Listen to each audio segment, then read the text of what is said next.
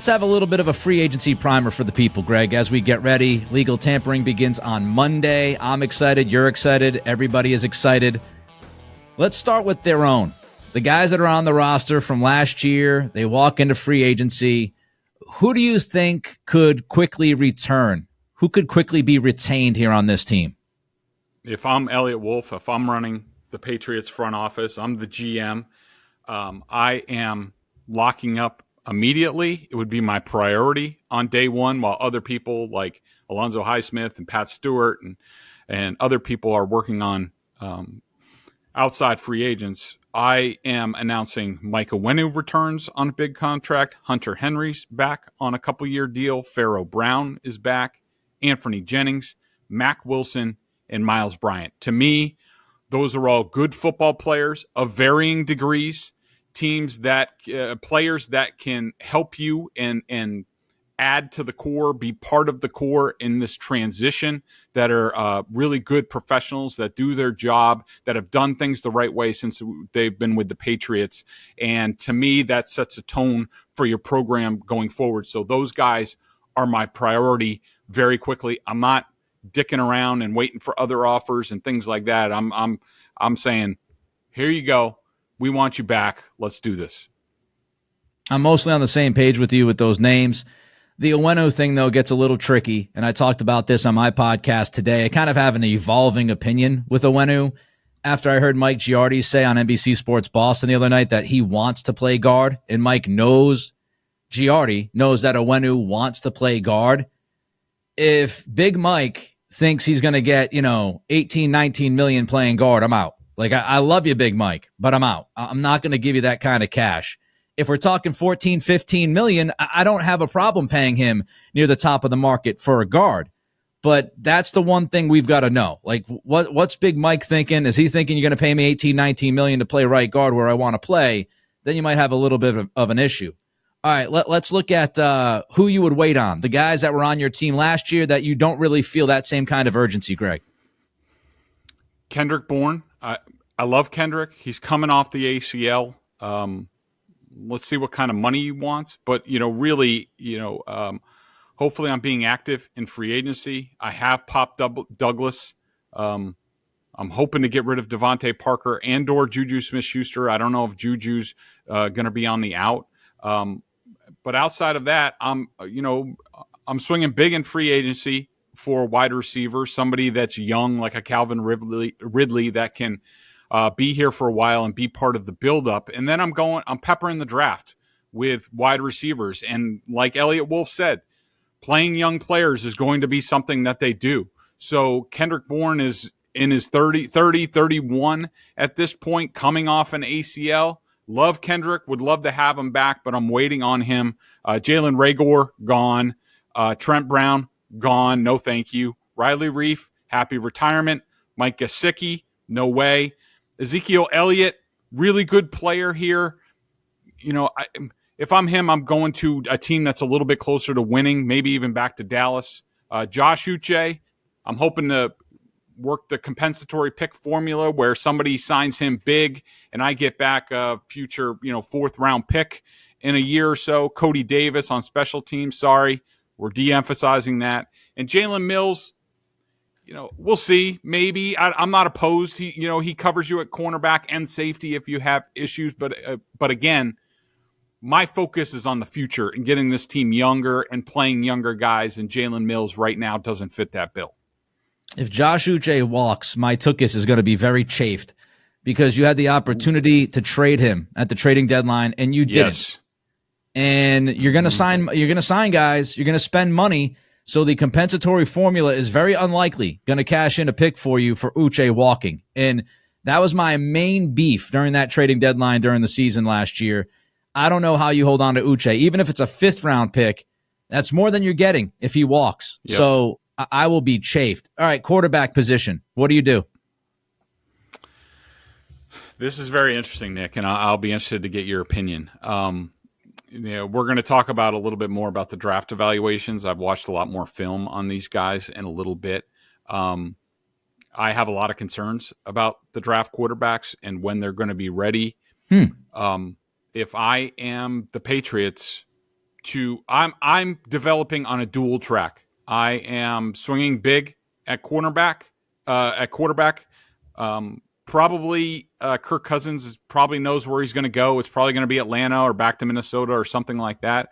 I'm swinging big on Baker Mayfield. I'm trying to get him as a 2-3 year starter, and then I'm letting the draft process play out after that. If I want Drake May at 3, okay, but he might have to sit for a year or two. I have Baker. I'm reticent just to go the Jacoby Brissett route. I would rather go my ideal, Nick, Baker, Jacoby, draft a quarterback somewhere, whether that's Drake May or JJ McCarthy or Michael Penix or whoever.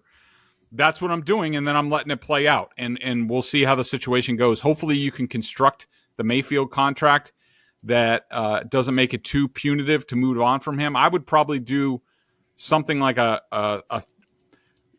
basically a 2-year deal with voidable years to see how things go. And if I got to pay a premium on that, that's okay. You spread the cap hit out over 5 years.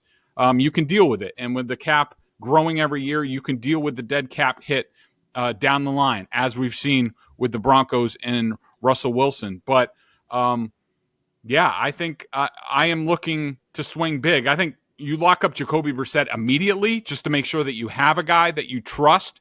But I'm going for Baker just to see what happens. Testing my skills on Prize Picks this season is the most exciting way to play daily fantasy sports.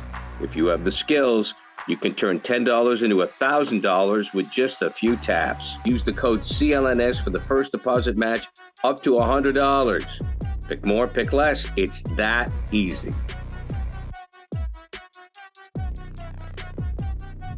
I am not going after Baker if I'm drafting somebody at 3. I'm not going to do it. If I love May and Daniels enough, I'm not going to spend the chunk of money it's going to take me to bring in Baker if I'm looking at one of those guys as my future of the franchise, even if it takes me a year. If I got to sit a guy a year, I don't have a problem sitting a guy a year. I don't have I know some people do, and they say, oh, if you draft a guy at 3, you got to play him right away. I'm not of that thought. Like, if you think he's the answer for the next 15 to 17 years, what's 1 year? Let him get seasoned. If it's Drake May, for example, and the footwork is all over the place, work with him for a year, put him under the tree of Alex Van Pelt, and then in 2025, let's see all of that come to fruition.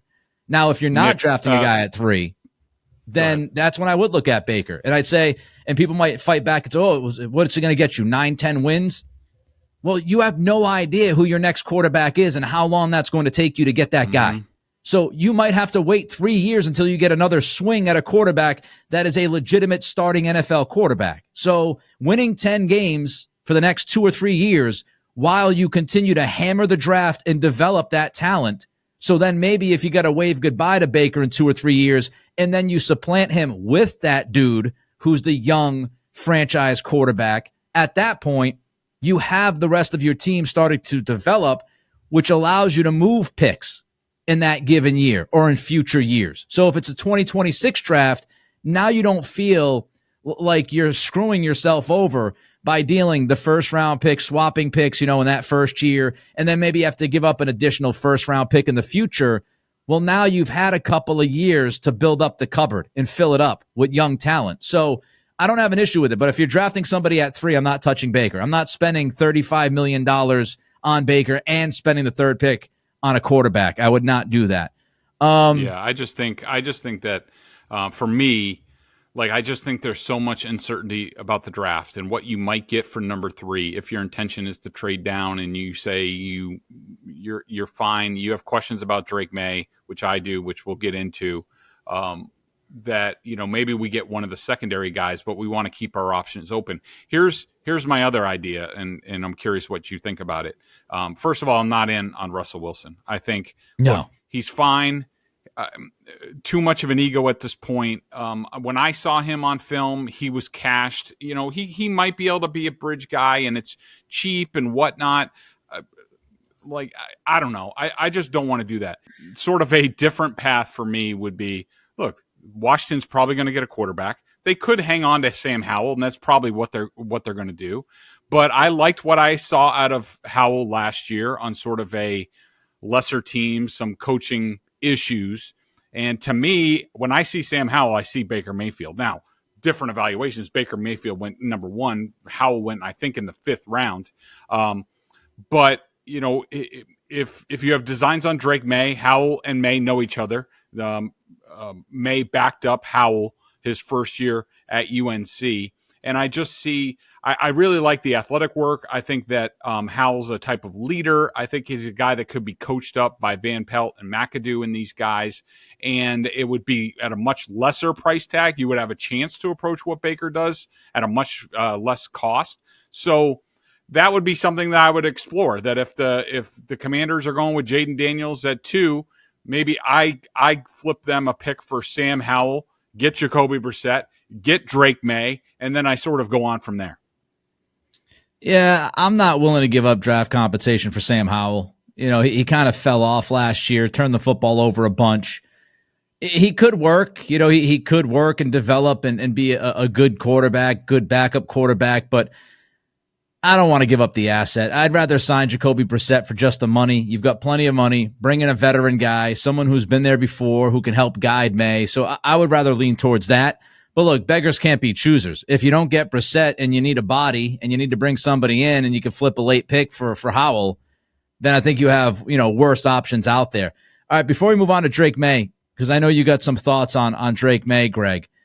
As far as positional urgency, what do you think Elliott Wolf does right off the bat to start this free agency period? What positions is he kind of honing in on?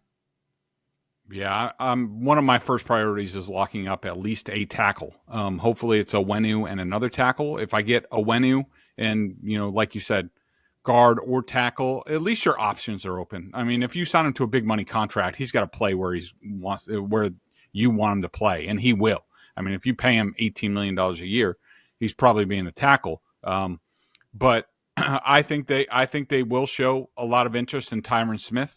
Jonah Williams is another guy. Smith actually might make a lot more sense given his injury history and his age, where I don't think it'll take a multi-year contract. It could be 1 or 2 years at sort of lesser money. And that guy, when he's right, there are few still better in the game at left tackle. So I am moving hard on that. Like we said in the last pod, I would kick the tires on Mekhi Becton just to keep my options open. And at the Vikings, like I mentioned, Oli Udoh, a name to keep in mind as sort of a similar to Calvin Anderson type guy that could be a starter for you at right tackle if push comes to shove. But I know some teams like him as sort of a lower level prospect at tackle. And then edge and free safety are the other 2 spots where I'm moving hard. Wide receiver, I'd be in on Calvin Ridley. But at edge, Danielle Hunter, Bryce Huff that we talked about last time, Zadarius Smith, who the Packer people have some familiarity with. And, you know, Van Ginkel out of Miami is sort of one of those guys who could cover you in a bunch of different spots. I'm not saying you bring him in to be a no-doubt starter on the edge, but a good guy to have, good locker room guy. At free safety, Xavier McKinney I would be on, Jordan Fuller, Jordan Whitehead. CJ Gardner-Johnson is a guy I would aggressively pursue at free safety. He's had some injury issues, maybe sort of lessens his price tag. One thing I wanted to mention, looking through the list, like Kevin Byard's out there. He's a little bit older, but it's amazing what has happened to Jeremy Chin with the Panthers, who was a similar draft pick to Kyle Duggar. I think he might have been taken after Duggar. And Chin hit first. He was like a Pro Bowler, mentioned with All-Pro. Then they suddenly changed schemes, and he's fallen off the map. And I see him on the free agency list as like 1 year and $3 million. Like, sorry, I'd rather have Jeremy Chin at 1 year, $3 million than Kyle Duggar at 1 year, 13. But similar players. Yeah, wide receiver 1. If you can lock down Calvin Ridley, I think it's a great first step of your free agency period. Tackle, I'm with you on that. Interestingly enough, I think a lot of people believe, you know, Tyron Smith might cost you a lot of money. No, I don't think so at all. When you look at the contractual projections out there, I saw 1 year, $10 million for Smith. I saw 1 year, $7.5 million for Smith. A to Z Sports did something. They had 2 years at $25 million. I think that's the very, very high end.